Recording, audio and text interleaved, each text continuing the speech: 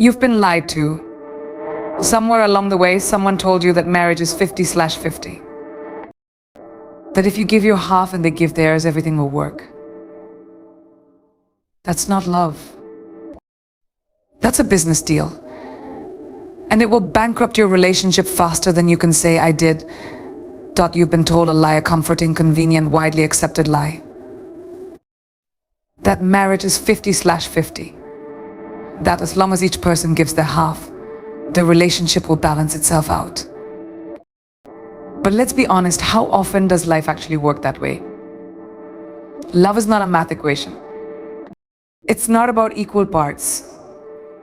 It's not measured by a clean split down the middle. The truth is far messier, far more human, and far more powerful. The moment we cling to the 50/50 myth, we start building a relationship on performance, fairness, and expectation, rather than grace, compassion, and wholehearted presence. When we treat marriage like a contract, you do your part, I'll do mine, we unintentionally shift into scorekeeping. We begin to watch each other like accountants, silently calculating who did the dishes, who picked up the kids, who apologized first, who sacrificed more. That mindset doesn't lead to intimacy. It leads to resentment. Because eventually life will throw off the balance. Someone will get sick. Someone will lose a job. Someone will go through depression, burnout, grief. In those moments, a 50/50 agreement doesn't hold. What holds is the willingness to give 100%, even when your partner can barely give 10. There will be seasons where one of you is strong and the other is unraveling. Maybe they're overwhelmed by work, crushed by something they haven't even named yet, or simply exhausted from the weight of showing up for everyone else. In those seasons, love looks less like splitting chores and more like holding space. It means asking, how can I carry more right now because I see that you're struggling? It means offering your full self, not because you're trying to be the hero, but because you believe in being each other's soft place to land. That's not fairness. That's love. The problem with the 50/50 idea is that it suggests love should be conditional. That your effort is dependent on theirs. That your giving is only valid if it's reciprocated in equal measure. But when you truly love someone, you don't sit around waiting for their percentage to match yours before you show up. You show up because that's what love does. And yes, it's vulnerable. Yes, it's hard. But keeping your heart behind a scoreboard is harder.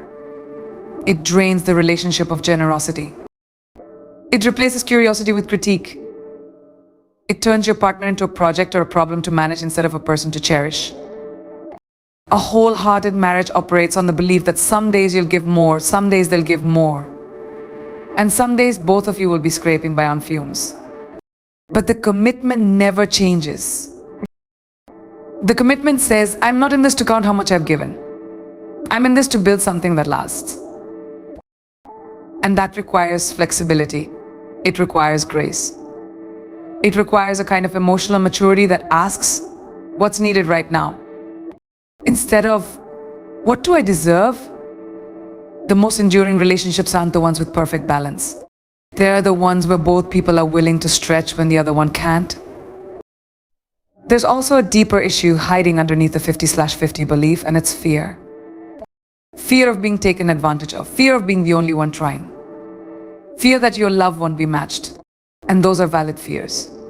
But you don't heal fear by controlling outcomes. You heal it by choosing courage. By deciding that even if the world says you should only give as much as you receive, you are going to live differently. You are going to love abundantly, not recklessly, not without boundaries, but with the kind of strength that knows love isn't weak.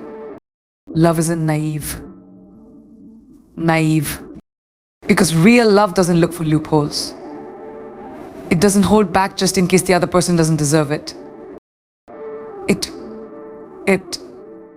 It gives. That doesn't mean toleratives or enduring neglect. That's not love, that's harm. But in the absence of harm, real love is about showing up with your whole self again and again, not out of obligation, but out of a deep soul-level choice. A choice to honor the humanity in each other. A choice to build something not based on what's fair, but on what's sacred. And that choice, the one to give without measuring, is where the power of real marriage begins. We live in a culture obsessed with fairness. We're taught from an early age to measure everything: time, effort, contribution, value. So it makes sense that many people carry that mentality into marriage. We think, if I give this much, I should get that much in return. We start to keep track, mentally logging every sacrifice we make, every favor we extend, every apology we offer. The commitment says, I'm not in this to count how much I've given. I'm in this to build something that lasts. And that requires flexibility. It requires grace. It requires a kind of emotional maturity that asks, what's needed right now? Instead of, what do I deserve? The most enduring relationships aren't the ones with perfect balance. They're the ones where both people are willing to stretch when the other one can't. There's also a deeper issue hiding underneath the 50/50 belief, and it's fear. Fear of being taken advantage of. Fear of being the only one trying. Fear that your love won't be matched. And those are valid fears. But you don't heal fear by controlling outcomes. You heal it by choosing courage. By deciding that even if the world says you should only give as much as you receive, you are going to live differently. You are going to love abundantly, not recklessly, not without boundaries, but with the kind of strength that knows love isn't weak. Love isn't naive. Naive. Not because you don't care, but because you're waiting. Waiting for them to catch up. Waiting for them to notice, waiting for them to even the score. But here's the hard truth: waiting for someone else to fix the imbalance only deepens the gap. The deepest problem with scorekeeping is that it puts your ego in the driver's seat. And the ego is obsessed with being right. It wants to win, to be validated, to be seen as the one who's doing more. But marriage is not a place to win. It's a place to love. When both people start defending their own effort instead of honoring each other's humanity, the relationship becomes a battlefield.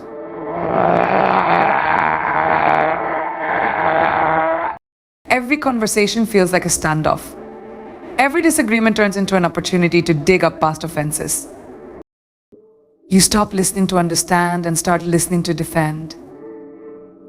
And in that moment, love stops being the priority. Being right does. Scorekeeping also breeds emotional loneliness. You might be sharing a home, a bed, a schedule, but you no longer feel safe. You feel unseen, unheard, unsupported. And yet you don't know how to say it because you're afraid it will sound like blame.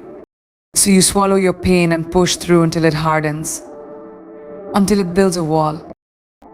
And eventually that wall becomes thicker than your connection. You're technically still together, but emotionally disconnected. You function like co-workers. You manage the house, the calendar, the kids, but you stop managing the heart of the relationship. What makes this so dangerous is that it often goes unnoticed. Scorekeeping can look like responsibility. It can look like effort. It can even look like commitment. But underneath it is a silent tally of all the ways you've had to carry more, love more, try harder. And unless that pattern is named and healed, it will keep eroding the foundation of the relationship.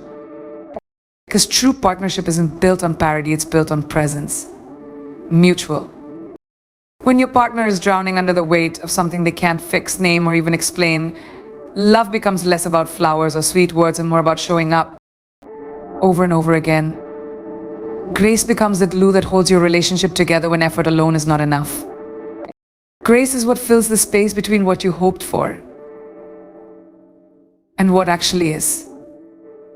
It's what allows you to stay close when the person you love is hard to love, when they're short with you, when they forget the thing you said mattered, when they seem distant, distracted, or unavailable, not because they don't care, but because they're struggling in ways they can't always articulate. In those moments, Grace steps in and whispers, "This is not about me. This is someone I love, hurting." That shift changes everything. It stops you from reacting and allows you to respond with compassion, with care, and with patience. There will be days, weeks, even months when one of you has nothing left to give.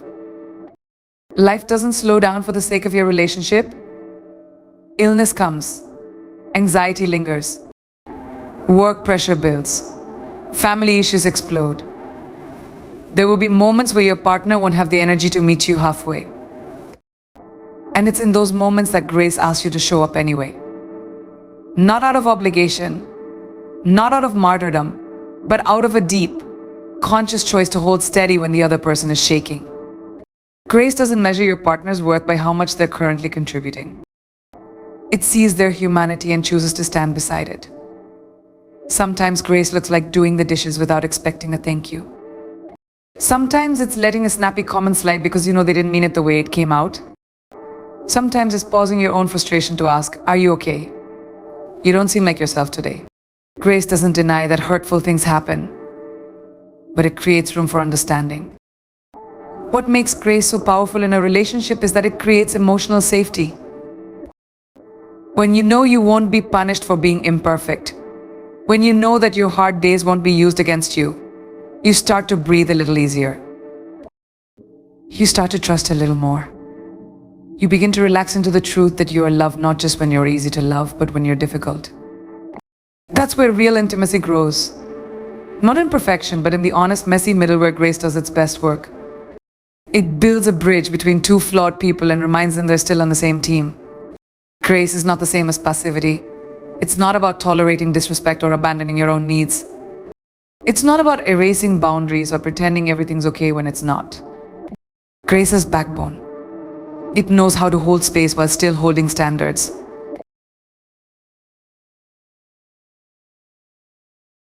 It says, "I see you're struggling, and I am here, but I also trust that we'll keep growing through this." It's a steady presence, not a silent martyrdom.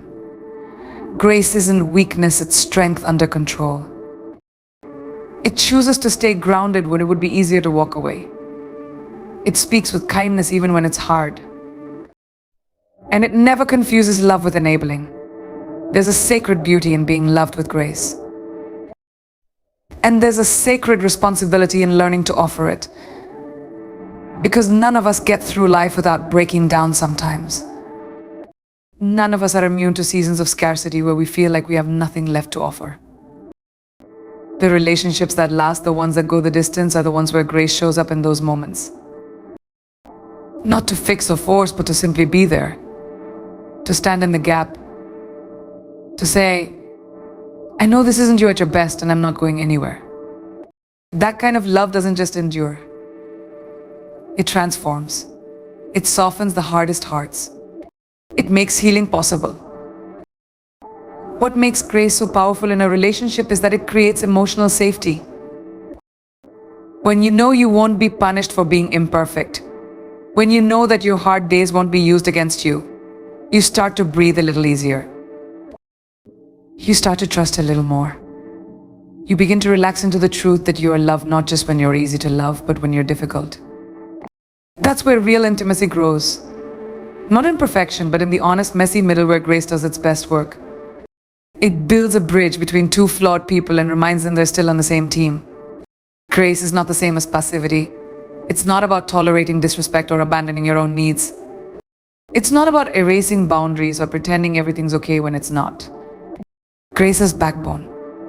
It knows how to hold space while still holding standards. And the saddest part is, both people usually want the same thing: to feel seen, to feel valued, to feel safe. But in the heat of conflict, we forget that. We dig in. We sharpen our words. We fight to win rather than to understand. And in doing so, we lose the very connection we're trying so desperately to protect. Love doesn't grow in the presence of performance. It grows in the presence of vulnerability. True connection happens when you stop using your words to prove a point and start using them to build a bridge. That means being willing to go first. To say what's really on your heart, even if it's messy or uncertain or awkward. It means saying, "I feel disconnected lately and I don't know how to fix it, but I want to try." That kind of honesty takes courage. It also takes self-awareness. Because the moment you stop trying to control the narrative and instead invite your partner into your truth, you open the door for healing. You create space for them to step forward too. But communication isn't just about what you say, it's about how you listen. Most of us think we're good listeners, but the truth is we often listen to respond, not to understand. We hear certain words and immediately jump to conclusions. We interrupt. We defend. We hear tone instead of meaning. Listening well means putting your ego on pause. It means choosing curiosity over certainty.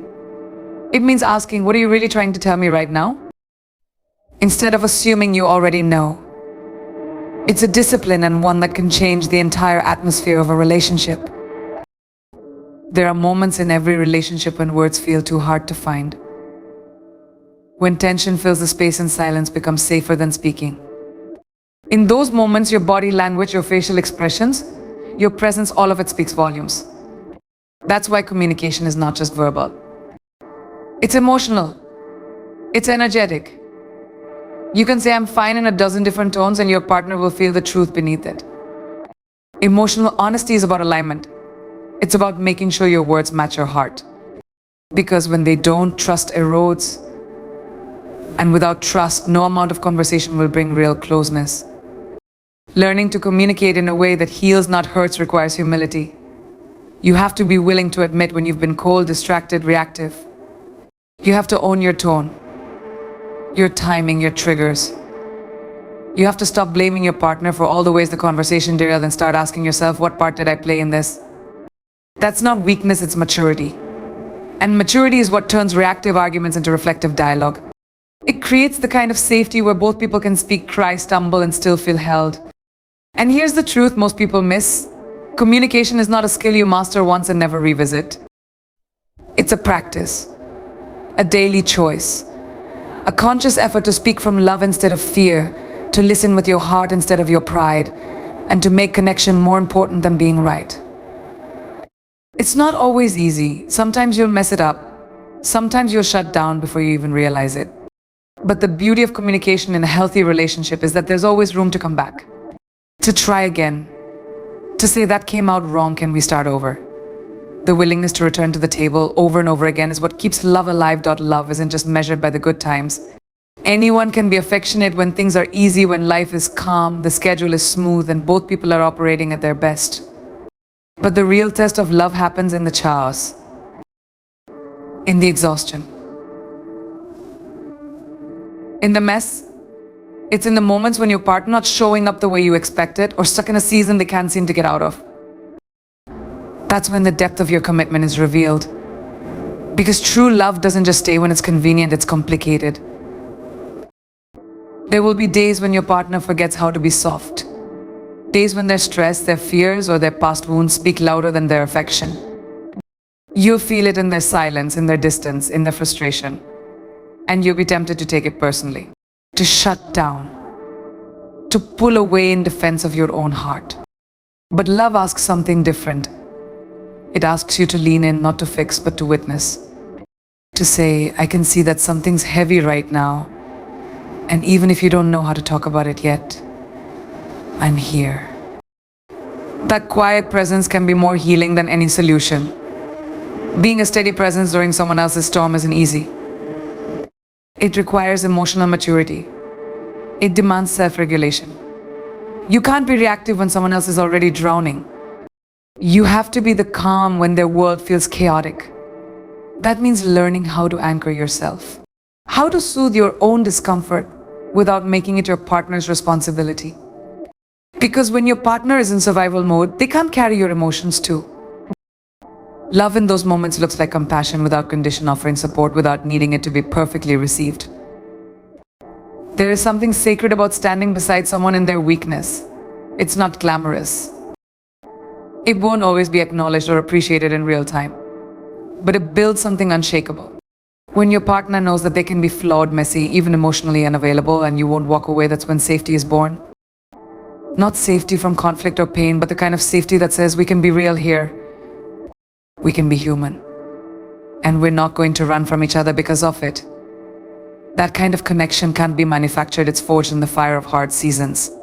Supporting your partner through their worst isn't about pretending their behavior doesn't affect you. It's not about being endlessly patient without boundaries. It's about being emotionally intelligent enough to recognize the difference between a bad moment and a bad pattern. It's about naming your own experience while still making space for theirs. Saying, I know you're hurting, and I also need us to find a way to work through this together. That balance between empathy and honesty is where relational growth truly happens. It's where healing conversations begin. There will be times when your partner doesn't know how to ask for what they need, when they retreat into themselves or lash out because they're overwhelmed. In those moments, love asks you to become fluent in their silence. To recognize that withdrawal isn't always rejection, it's sometimes a plea for gentleness. You don't have to have all the answers. You just have to stay emotionally available. To say, you don't have to go through this alone. I see you. And I'm not afraid of your mess. That kind of emotional safety can pull someone back from the edge of shutting down completely. Being there when your partner is at their worst is a gift, not just to them, but to the relationship. Because those are the moments that build emotional trust, the kind that can't be undone by a bad week or a hard fight. It says, you are more than your lowest moment. And I love all of you, not just the shiny parts. When you choose to stay when it's hardest, you're not just loving your partner, you're reinforcing the foundation of your connection. You're proving that love isn't conditional. It's chosen. Again and again. Even when it's hard. Even when it costs you something. That's the kind of love that transforms people. That's the kind of love that lasts. Our trust is not built in grand gestures or dramatic declarations. It's built in the ordinary, everyday choices we make in our relationships. It's in the way you answer a text when you're tired, the way you show up when you said you would, the way you speak about your partner when they're not in that. Trust grows or erodes in those quiet moments. It's a slow accumulation of consistency, respect, and care. And once broken, trust isn't something you can demand back. It has to be rebuilt slowly, brick by brick, moment by moment, through action more than apology. When trust is strong, it creates a deep sense of emotional safety. You don't walk around guarded or second-guessing your partner's intentions. You don't rehearse conversations in your head out of fear. You can breathe. You can soften. You can be vulnerable because you know you won't be punished for it. But when trust has been broken, whether through betrayal, dishonesty, neglect, or repeated disregard for your needs, that safety collapses. You start to question everything. And the scariest part, you begin to doubt your own judgment. That's why rebuilding trust is not just about changing behavior, it's about repairing the damage to your partner's sense of reality. Rebuilding trust means showing up differently, over time, with patience and humility. It's not about saying, you should forgive me already, or, I said, I'm sorry, what more do you want? That's not accountability, that's pressure. And pressure never rebuilds trust, it only deepens fear. What rebuilds trust is presence. It's doing the hard, unglamorous work of proving through your actions that you are safe again. That you are willing to sit in discomfort. That you are not just sorry, you are committed to change. And that change doesn't come in one grand gesture. It comes in 100 small, consistent ones. Sometimes the person who broke the trust wants to move on faster than the person who was hurt is ready for. And that's where things often fall apart. Because rebuilding trust isn't about your timeline, it's about theirs.